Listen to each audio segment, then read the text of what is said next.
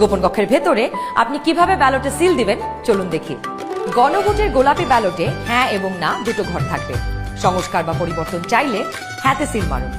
গণভোটে আপনি হ্যাঁ দিলে সবগুলো সংস্কার পাবেন, আর না দিলে কোনো সংস্কারই পাবেন না। এরপর ব্যালটটি লম্বালম্বি ভাঁজ করুন যেন সিলের রং অন্য ঘরে না পড়ে। এরপর আড়াআড়ি ভাঁজ করুন। সংসদ সদস্য নির্বাচনের জন্য সাদা কালো ব্যালটটিতে থাকা আপনার পছন্দের ব্যক্তি বা দলের মার্কায় সিল মারুন। সিলটি কিন্তু নির্ধারিত ঘরের বাইরে যাওয়া যাবে না। মার্কার বাইরে সিল পড়লে আপনার মহামূল্যবান ব্যালটটি বাতিল হয়ে যাবে। সিল মারার পর এই ব্যালটটিও প্রথমে লম্বালম্বি ভাঁজ করুন যেন সিলের কালি অন্য মার্কায় না লাগে।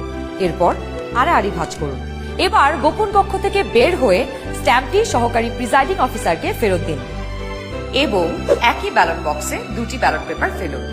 ব্যাস হয়ে গেল একদিনে 2 ভোট। একদম সহজ, তাই না? তাহলে নিশ্চিন্তে ভোটের দিন চলে আসুন আপনার ভোট কেন্দ্রে আর ভোট দিয়ে বুঝে নিন দেশের মালিকানা। দেশের চাবি আমাদের হাতে।